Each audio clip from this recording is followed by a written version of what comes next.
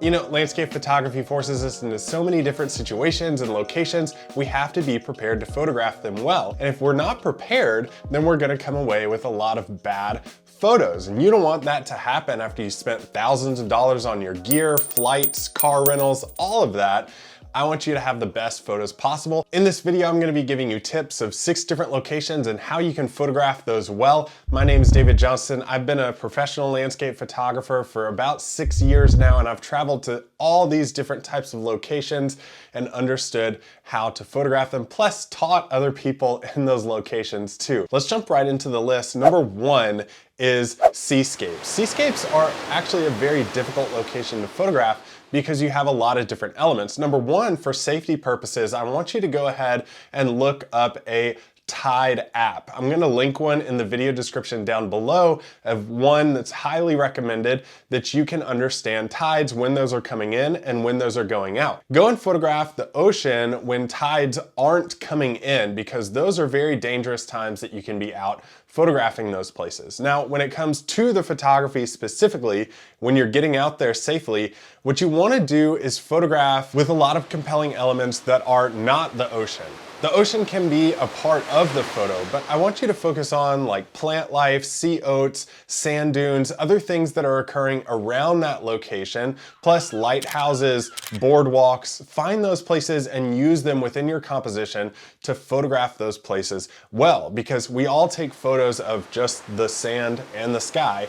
I want you to focus on the other details there to build up that photo and highlight that location, not just the sea water. Now, if it's sea rocks or something like that, go out and get on the rocks when it's safe and use those in your foreground to photograph the sea, the rocks, lighthouses, all different kinds of things come together in a composition to make it what it is.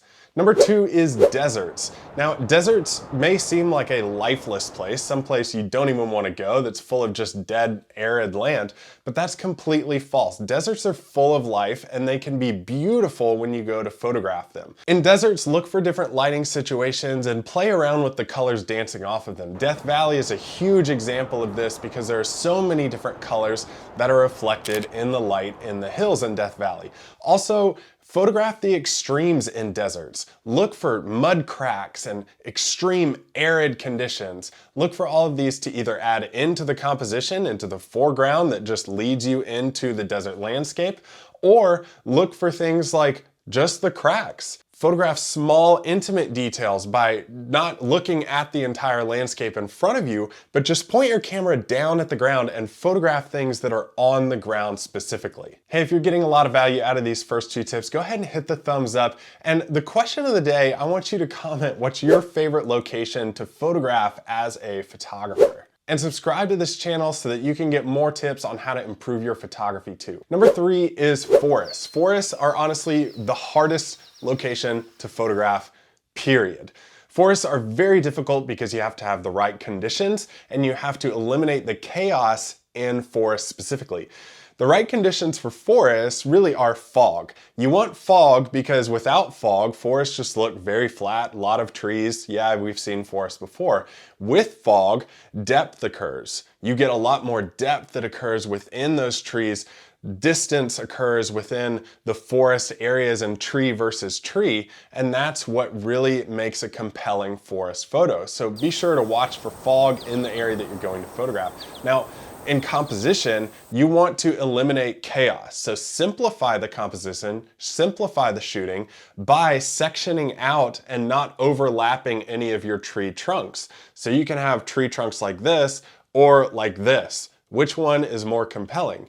When you separate those out and look for different perspectives to move your camera around, if you can separate those as they're each individual trunk or limb, it looks way better and cleaner in your composition. Number 4 is prairies. And if you think about prairies, it's those flatlands of Kansas. And I want to address a disclaimer here. Kansas, Nebraska, they aren't boring. You just have to find the right light to photograph those. So when you're looking at prairies specifically, look for light. How does that light hit these fields, these rolling hills. How does the light dance around them? Even in the middle of the day, you can find light that hits the top of the ridge and casts a shadow on the back of the ridge. That's called contrast because you have highlights and shadows paired next to each other, and it creates a really compelling type of photograph when you do that right. Fifth on the list is mountains, and mountains are grand, they're huge. Use that to your advantage as a photographer and use a wide angle lens to photograph something in the foreground leading you to the mountains, but also the mountains in the background. Now, one thing I like to do here is flip my camera vertically, because what that does with a wide angle lens specifically is it kind of stretches the top of the mountains a little bit when it gets close to the top of your frame. What you can also do here is just take a telephoto lens and put it on the end of your camera to photograph what I like to call portraits of mountains and conditions that are swirling around them like fog or low-lying clouds. Those can be really beautiful too. And if you want a good telephoto lens to use, go ahead and click on the card showing up on your screen right now where I review a Sony 70-200 f4 and why I recommend the f4 versus a 2.8.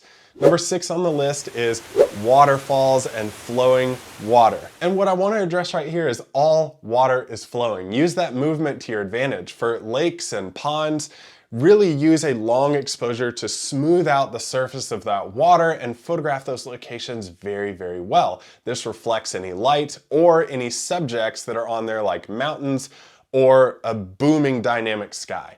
Waterfalls are great. Here's some tips for photographing waterfalls with your settings. Shutter speed of a half a second, f/16, ISO 100 to photograph these really well. Those 3 settings never fail me in waterfalls. Now, if I do have to change one of those settings, what I'll do is I'll adjust the ISO for decreased light situations. I'll go all the way up to like 1200 at times, and keep the other 2 settings where they are because number 1, I want to show motion in the water, but not blend it out completely. That 0.5 seconds is a really key setting for your waterfall photography. And f/16, you just want a sharp photo in general of a grand waterfall landscape. If you got a lot of value out of this video, go ahead and subscribe. But if you want to keep watching and learning, go ahead and watch this playlist on some more tips for photographers when they're getting started and other locations on how you can shoot them.